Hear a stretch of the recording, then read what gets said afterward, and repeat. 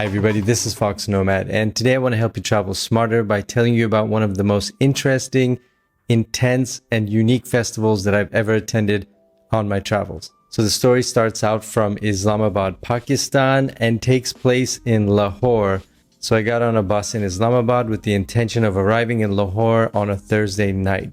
Thursday night is the only night that this festival takes place. So the ride was very comfortable. There was an accident on the road and the sun was going down. I was worried I was going to be a little bit late, but it turns out that I was just on time, arriving at the hotel around 8 p.m., getting into a rickshaw, and then going straight to this festival. So this is a Sufi festival that takes place every night in the outskirts of Lahore at Madha Lal Hussain Shrine.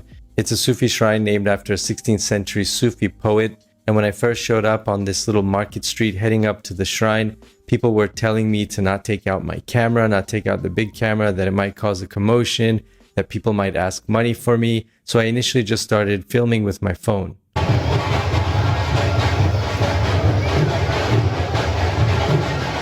walked through this little metal detector, which was basically just 3 pieces of wood put together, not plugged into anything. It was kind of comical just sitting there. But everybody walked through it, and as I walked up to the shrine, things looked pretty normal. It was a very beautiful white shrine, kids playing outside, mothers, fathers, families just hanging out, and it looked pretty normal, to be honest. But off to my right, I could hear this loud thumping, this boom, boom, boom.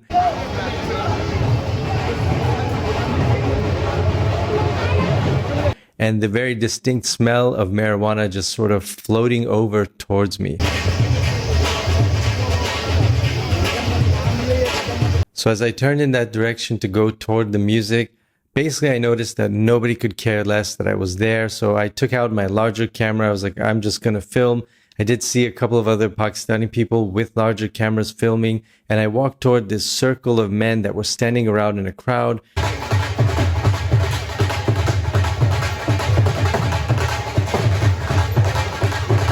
The music was coming from there, and as I made my way through these guys, I came upon this scene.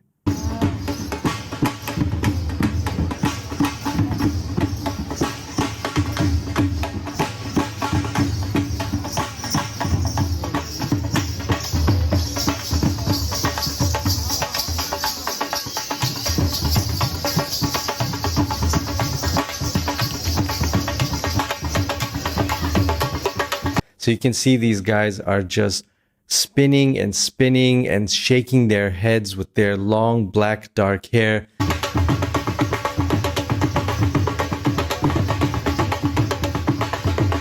Just shaking and shaking. I was surprised that nothing, no water or sweat sprayed out onto the camera or onto me actually. Pretty surprising. I was pretty up close and I was in the front row, and I was just watching these guys just spin and headbang just so intensely. And in between all of this, you would find people that were just taking wads of money and throwing them up in the air, and then all these little kids would come and try to grab as much money as they could.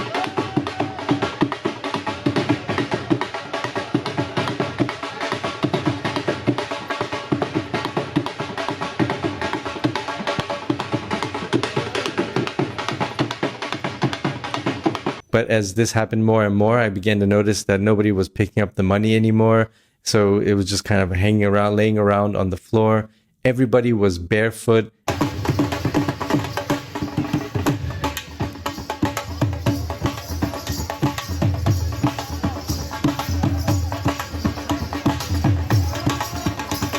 And at this point, the marijuana cloud, I realized when I talked to a couple of other people, and just based on the way everybody was acting, wasn't just marijuana or hashish. They were definitely smoking a lot of opium.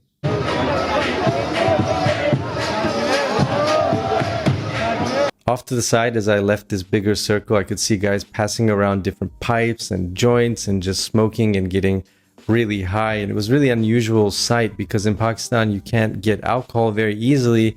But these guys were smoking very openly, and this festival is pretty well known, and didn't seem like anybody cared. So everybody was just smoking, and everybody was like, their eyes were just completely glassed over, completely red, And in the circle, people were dancing and switching into this like headbanging, intense headbanging.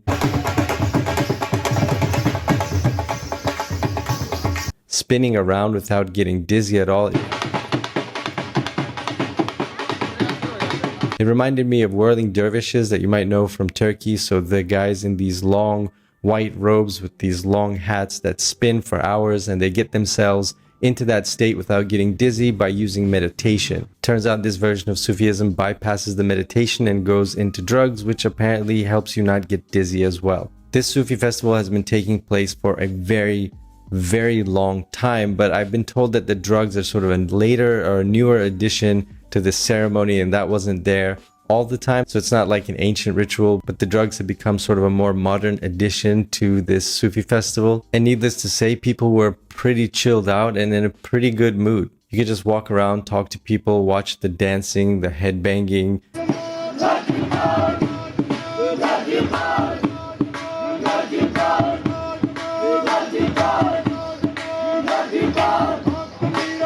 You could watch the spinning.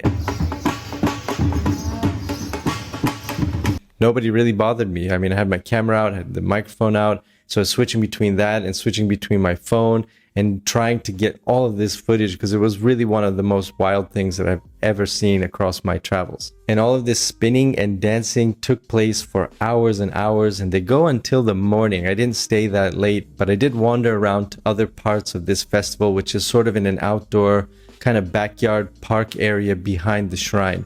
So there were these 3 fires going on. So at one of the fires, there was everybody who was smoking up and getting high. And around this second fire, there was this Sufi holy man that people were sitting around with and praying, also pretty high. And then there was this other fire where they kind of had a food handout, where they were giving food and bread to people. So people were coming up and just being handed out food. So that was very popular. And those were sort of scattered around the dancing and headbanging and spinning area. And the drumming was just loud and intense. I don't think the microphone really does justice to how loud it was.